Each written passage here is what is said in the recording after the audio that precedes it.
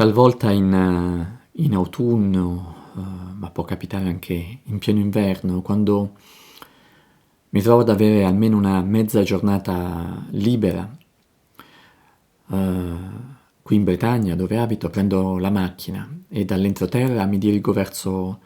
la costa, verso il mare, verso l'oceano. E soprattutto torno sempre molto volentieri in una zona particolare, che è quella di Carnac, che è famosa qui in Francia, ma è famosa in tutto il mondo, per la presenza di questo immenso sito archeologico che è costituito da un numero altissimo di menhir, tutti perfettamente allineati. Sono appunto gli allineamenti di Carnac, che sono composti grossomodo da più di 3000 menhir, quindi queste steli, queste pietre, alcune delle quali superano i vari metri d'altezza e pesano decine e decine di tonnellate, che sono queste steli perfettamente allineate secondo un ordine che va da sud-ovest a nord-est e che guardano tutte verso il cielo e che coprono un'area immensa, sono più di 4 chilometri. Ed è bellissimo perché avvicinandosi a Carnac, appunto in macchina o a piedi, man mano che ci si avvicina al sito archeologico cominciano a spuntare, cominciano a farsi vedere questi primi menhir, alcuni dei quali sono quasi nascosti dalla foresta. E poi pian piano questo orizzonte si apre ed ecco che al visitatore si spalanca davanti al suo sguardo questi campi completamente ricoperti da questo reticolo di menhir, ed è veramente uno spettacolo ed è bellissimo soprattutto nelle stagioni dove c'è meno turismo, per questo l'autunno, ancor più l'inverno, l'inizio della primavera, poter andare a Carnac, fermare la macchina, parcheggiare, entrare attraverso i cancelletti che si aprono nelle varie zone delle aree recintate e poi tranquillamente poter passeggiare, sfiorare questi menhir, stare vicino ai menhir, sedersi accanto ai menhir, rimanere in contatto con questa pietra antichissima e nello stesso tempo ascoltare il vento, la brezza, guardare le nuvole e la velocità con cui le nuvole si muovono e cambiano forma, soprattutto qui in Bretagna e soprattutto vicino alla costa bretone.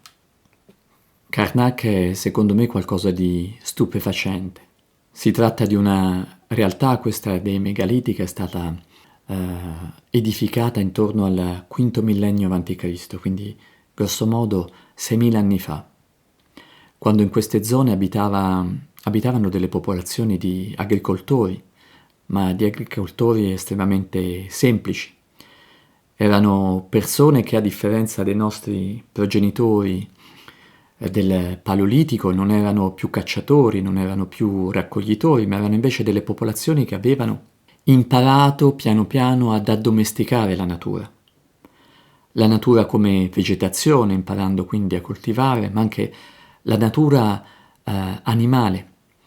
Ed erano quindi popolazioni che avevano già imparato l'allevamento, questa difficile arte di trasformare animali che all'inizio erano selvatici in animali al servizio dell'essere umano. Quindi se torniamo indietro nei millenni ce li possiamo immaginare, queste zone della Bretagna abitate da queste popolazioni riunite molto probabilmente in dei piccoli villaggi, dove ovviamente già esisteva una rudimentale organizzazione sociale, dove ovviamente esistevano dei capi villaggio, dei capi tribù, che però non riusciamo a immaginarli come delle persone fondamentalmente diverse da coloro verso cui esercitavano il cosiddetto potere. Queste comunità hanno qualcosa di estremamente affascinante, ed è affascinante soprattutto se si guarda cosa hanno lasciato e cosa ancora rimane di loro dopo così tanti secoli e millenni.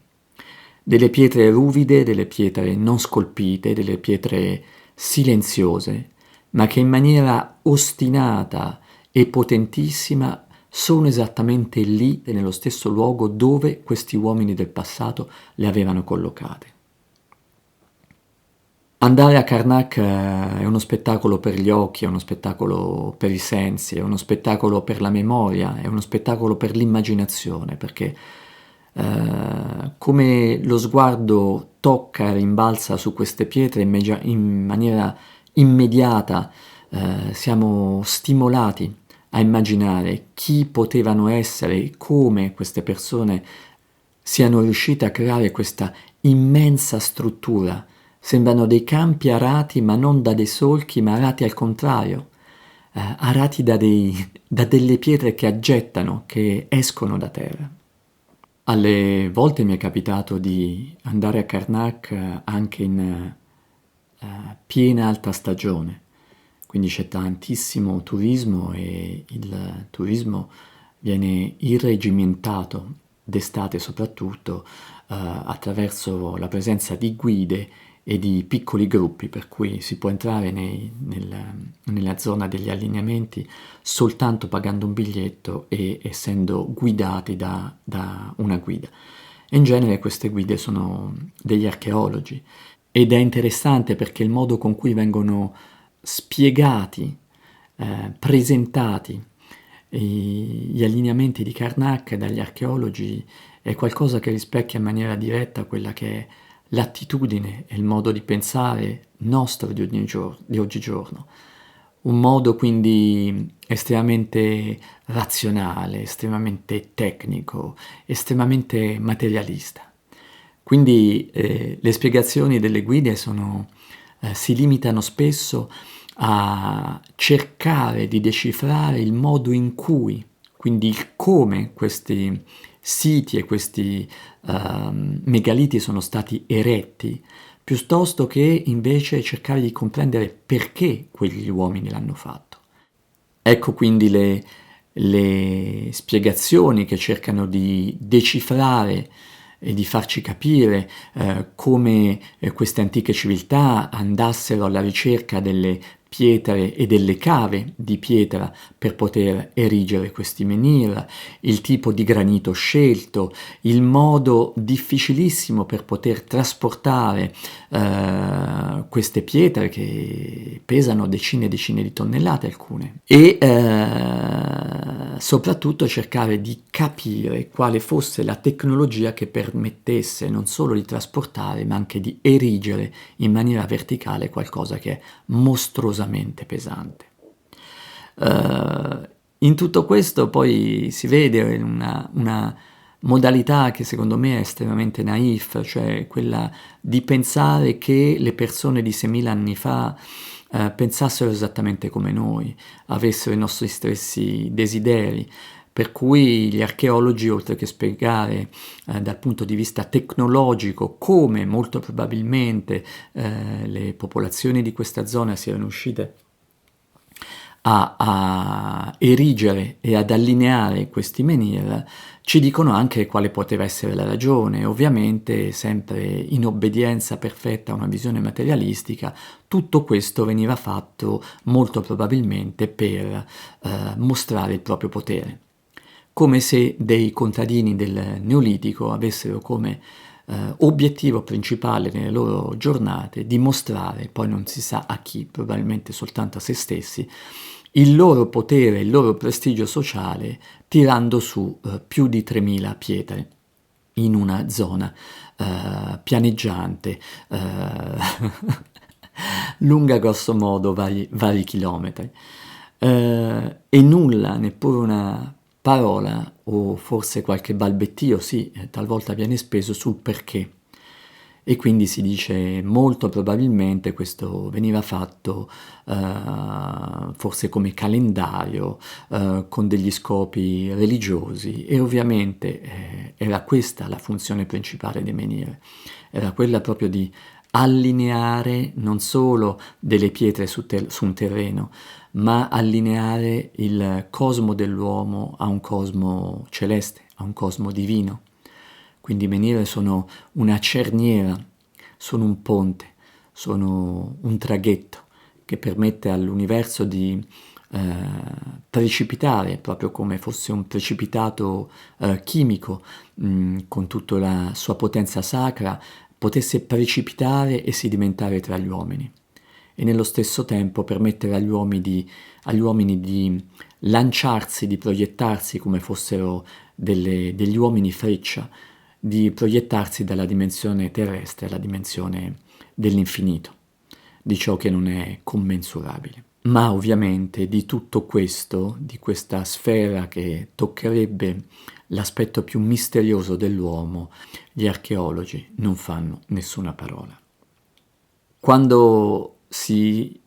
visita Karnak e si ha il privilegio di visitarlo in silenzio, di visitarlo da soli, vedendo come talvolta, via via che si fanno le passeggiate, si possono incontrare dei piccoli greggi di pecore che sono state portate a pascolare così tranquillamente e serenamente tra i menhir, o girando un angolo vedere come tra i menhir stessi spunti una casetta in tipico stile bretone, e tra l'altro è straordinario vedere come queste architetture tradizionali della Bretagna si sposano perfettamente, non c'è nessun contrasto con la potenza, la bellezza e la semplicità di queste altre architetture mai abitate se non dal sacro.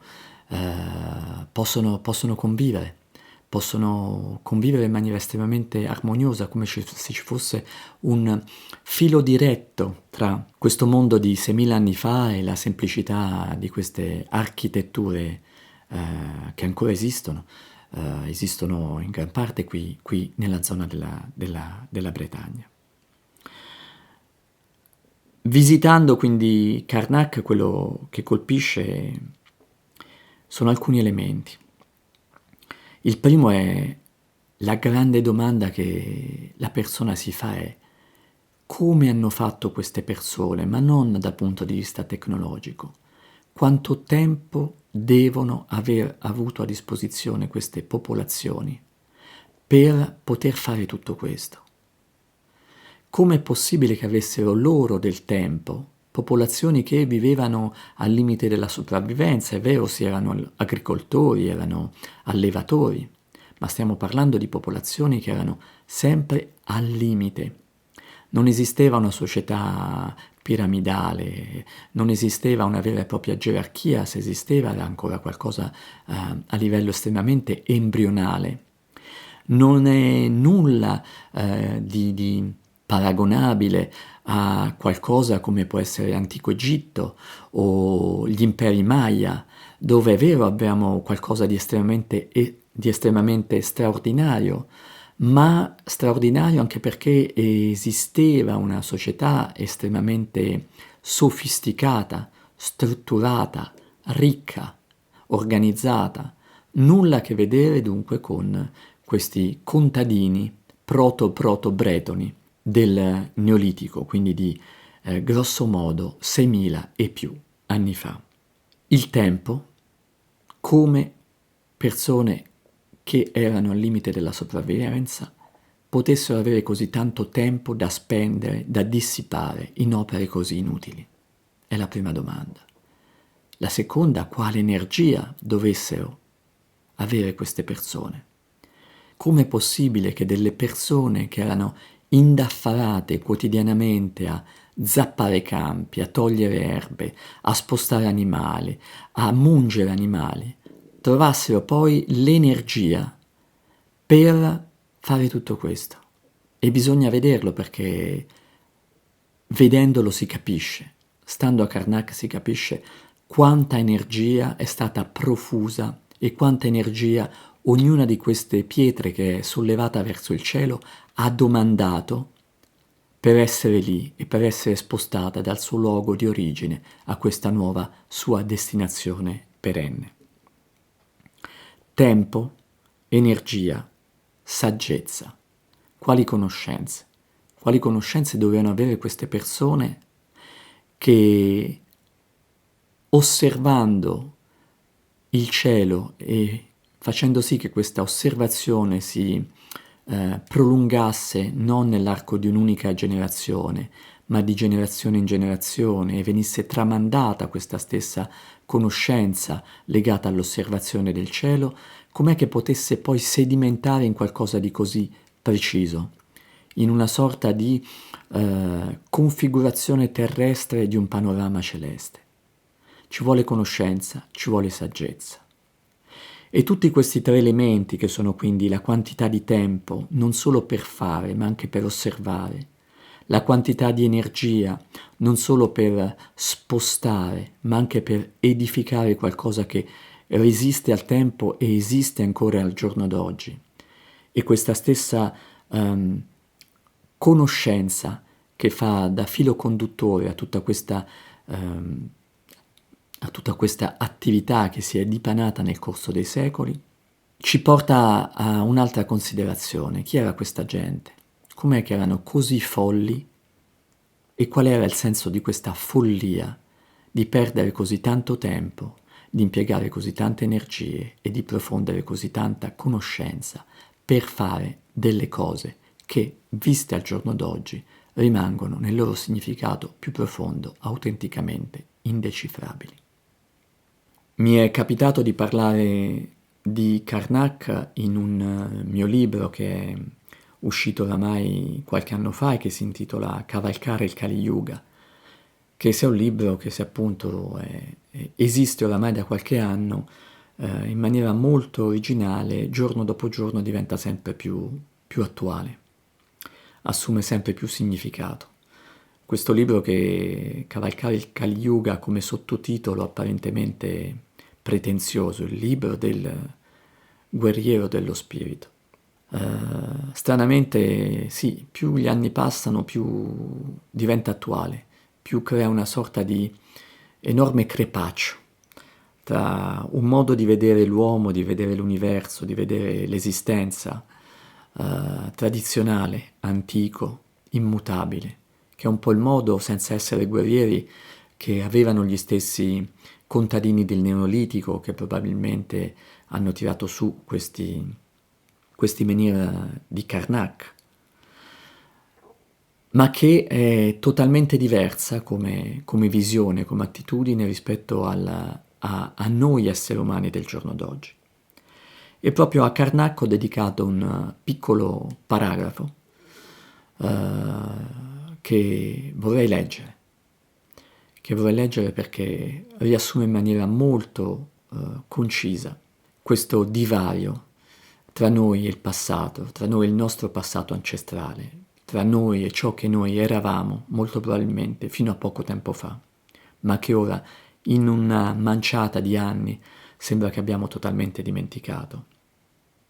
ma che per alcuni può essere ancora un richiamo, non un richiamo nostalgico, ma un richiamo attivo e concreto a ritornare ad essere quello che noi siamo sempre stati, cioè degli esseri terrestri che sono nella loro terrestricità un ponte tra ciò che è finito e ciò che ha la natura dell'infinito.